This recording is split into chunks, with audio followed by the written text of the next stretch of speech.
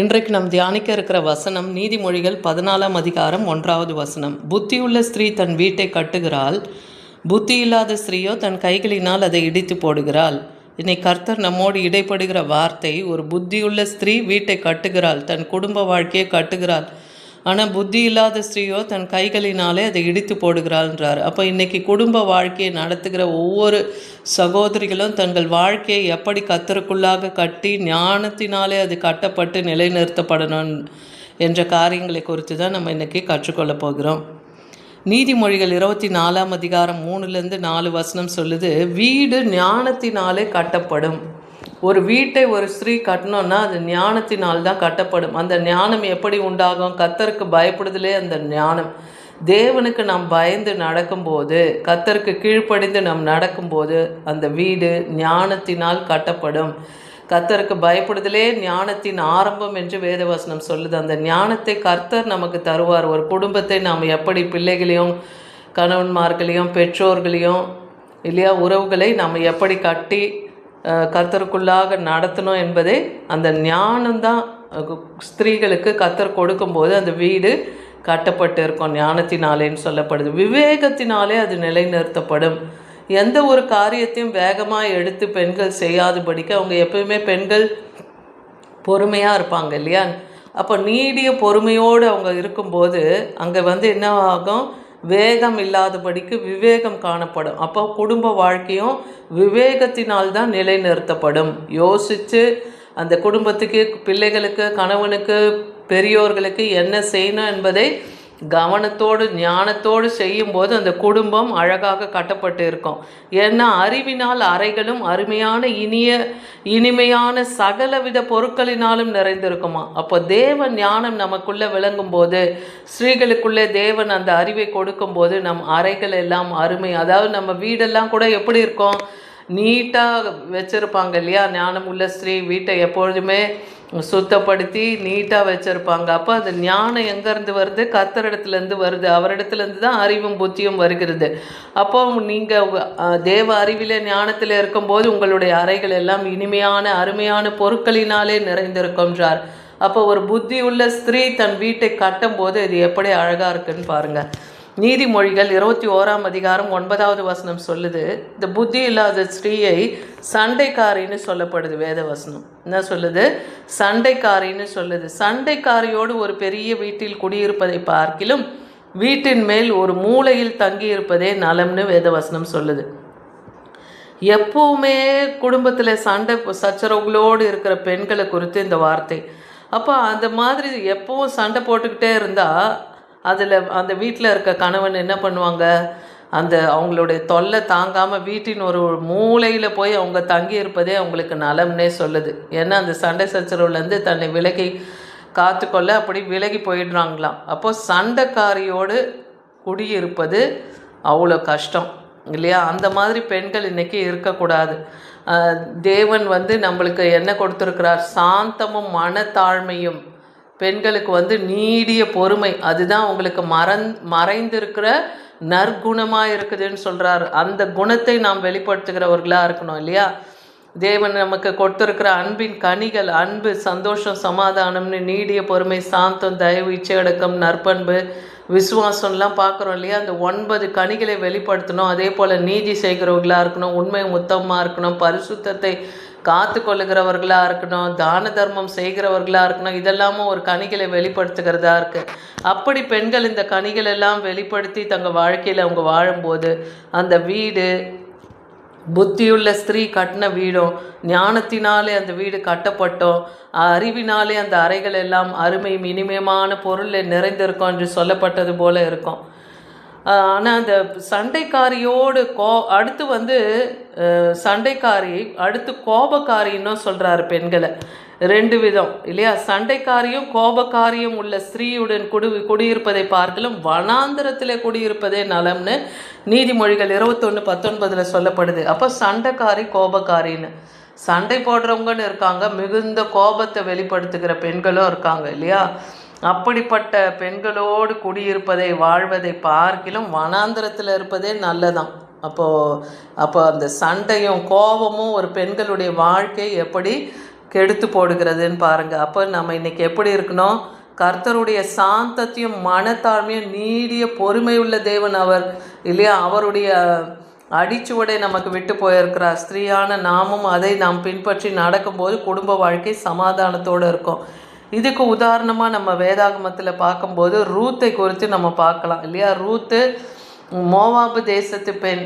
அந்த இலையில் அவங்க வாழ்ந்த அவங்க ரூத்து, நகோமி, அதுக்கப்புறம் அவளுக்கு ஒரு இன்னொரு சகோதரனுடைய மனைவி அவங்களும் இருப்பாங்க. அப்போ இந்த ரூத்து என்ன பண்ணுறா? தன் கணவனை இழந்து போகிறா. நகோமியும் இன்னொரு நகோமியுக்கு 2 மகன்களுடைய மனைவிகள் தான். ஓர்பால் என்பவள் இன்னொருத்தி. அப்போ இந்த ரூத்து, ஓர்பால் இந்த 2 பேருமே நகோமியும் விதவை ஆயிடுறாங்க. அப்போ மோவாப் தேசத்தை விட்டு பெத்லெகேமுக்கு அவங்க திரும்பி வராங்க மறுபடியும். அப்போ அங்கே அவங்க அந்த ஓர்பால்ன்றவ தன் மாமியை முத்தமிட்டு அவள் திரும்பி போயிடுறா. அவள் ஆனால் இந்த ரூத்தோ தன் மாமியாரோடவே கூட இருக்கிறா. நீங்கள் வாழ்ந்தாலும் செத்தாலும், நீங்கள் எங்கே போனாலும் எங்கே இருந்தாலும் நான் உங்களோடவே வருவேன்னு சொல்லி அவள் நகோமியோடவே இந்த ரூத்து தங்குறா. அதுக்கப்புறம் அந்த இலையில போவாசி என்கிற ஒரு பெரிய மனிதர் அந்த ஊரில் வாழ்கிறாரு. அவர் இடத்துல போய் அவள் வேலை செய்து அங்கே சிந்துகிற தானியங்களை எல்லாம் சேகரித்து தன் மாமிக்கும் அவளும் சாப்பிட்டு புசித்து வாழ்கிறாங்கன்னு பார்க்குறோம். அதே போல் அவள் கற்புள்ள ஸ்திரீயாய் வாழ்கிறாள். அதே போல் போவாஸ் இவர்களுக்கு உறவு முறையாக இருந்ததுனால நகோமி அவரிடத்துல இரக்கத்தை பெரும்படியாக சொல்லி அனுப்புவாங்க. அதே போல் அந்த இரக்கத்தை பெற்றுக்கொள்ளுவாள். அதுக்கப்புறம் போவாஸ் ரூத்தை மணந்து கொள்ளுவார். அப்போ இந்த ரூத்தை அவர் திருமணம் செய்த போது அந்த பட்டணத்து ஜனங்க ரூத்தை எப்படி வாழ்த்துறாங்கன்னு பாருங்கள். ரூத்து 4ஆம் அதிகாரம் 11வது வசனம். அப்பொழுது ஒளிமுக வாசலில் இருக்கிற சகல ஜனங்களும் மூப்பரானவர்களும் அவளை நோக்கி, நாங்கள் சாட்சிதான், உன் வீட்டிலே வருகிற மனைவியை கர்த்தர் இஸ்ரவேலை வீட்டு கட்டுவித்த 2 பேராகிய ராகேலை போலவும் லேயாலை போலவும் வாழ்ந்திருக்க செய்வாராகன்னு சொல்லி அந்த பட்டணத்து ஜனங்க போவாசியும் ரூத்தியும் வாழ்த்துறாங்க. எப்படி? லேயாலும் ராகேலும் போல. யாக்கோபுக்கு எப்படி 2 மனைவிகளை கர்த்தர் கொடுத்தாரோ அதன் மூலமாக இஸ்ரவேல் சந்ததி பெருகினது இல்லையா? அதே போல் உன் சந்ததி பெருகும்னு சொல்லி ரூத்தியும் வாழ்த்துறத பார்க்குறோம். அப்போ ஒரு புத்தியுள்ள ஸ்திரீ தன் மாமிக்கு கீழ்ப்படிந்து நடக்கிறா, அவளுக்கு அன்பு செலுத்துக்கிறா, கடைசி வரைக்கும் தன் மாமியை விடாமல் அவள் பாதுகாக்கணும்னு நினைக்கிறா.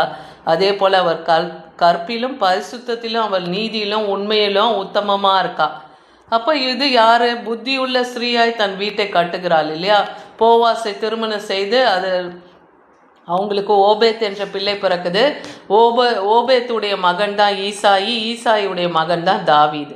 அப்போ தாவீதின் சந்ததியில் வந்தவர் தான் ஆண்டவராகிய இயேசு கிறிஸ்து. பாருங்கள், அது தாவீதுடைய சந்ததியில் 14வது சந்ததியாக தான் ஆண்டவராகிய இயேசு கிறிஸ்துவே நமக்காக இந்த உலகத்திலே மனுஷகுமாரனாய் பிறந்தார்னு பார்க்குறோம். அப்போ ரூத்தின் வழியாக தான் ஆண்டவராகிய இயேசு கிறிஸ்து இந்த பூமிக்கு வந்ததையே நம்ம பார்க்குறோம். அப்போ ஒரு புத்தியுள்ள ஸ்திரீயாய் தன் வாழ்க்கையை அவள் கட்டி கொண்டதை பார்க்குறோம். அதே போல் நீதிமொழிகள் 9ஆம் அதிகாரம் 13-15 பார்க்கும்போது அடுத்து மதியற்ற ஸ்திரீன்னு சொல்லப்படுது. வாயாடியும் மதியற்ற ஸ்திரீ எப்படி இருப்பாங்கன்னு. அப்போ வாயாடி பேசி கொண்டு இருக்கிறவங்களும் மதியற்ற நிலையிலே அலைந்து திரியவர்களுக்கு எப்படி இருப்பாங்கன்னா, ஒன்றும் அறியாத நிர்மூலமாய் அவங்க இருக்காங்கன்னு சொல்கிறார். அவங்களுக்கு எது இருக்காது? தேவ ஞானம் இருக்காது. அப்போ அது ஒன்றுமில்லாத நிர்மூலமாய் ஒன்றும் அறியாத நிர்மூலம் உள்ளவங்க ஆனவங்க போல இருப்பாங்களாம். அப்படிப்பட்ட ஸ்திரீகள், வாயாடியும் மதியற்ற ஸ்திரீகளும் என்ன பண்ணுவாங்களாம்?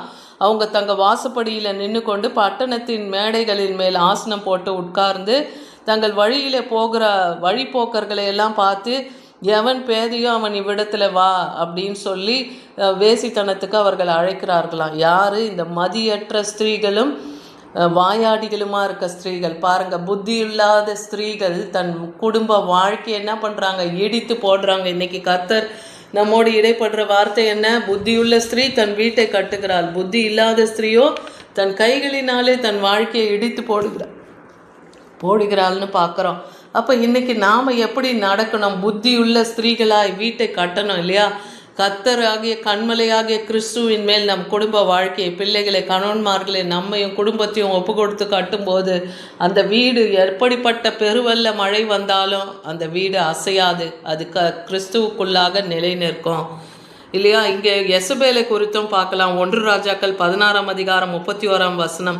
இந்த யெசபேல் என்பவள் யாருன்னா, பாகால் தீர்க்கதரிசிகளுக்கெல்லாம் அரசியாக இருக்கா இல்லையா?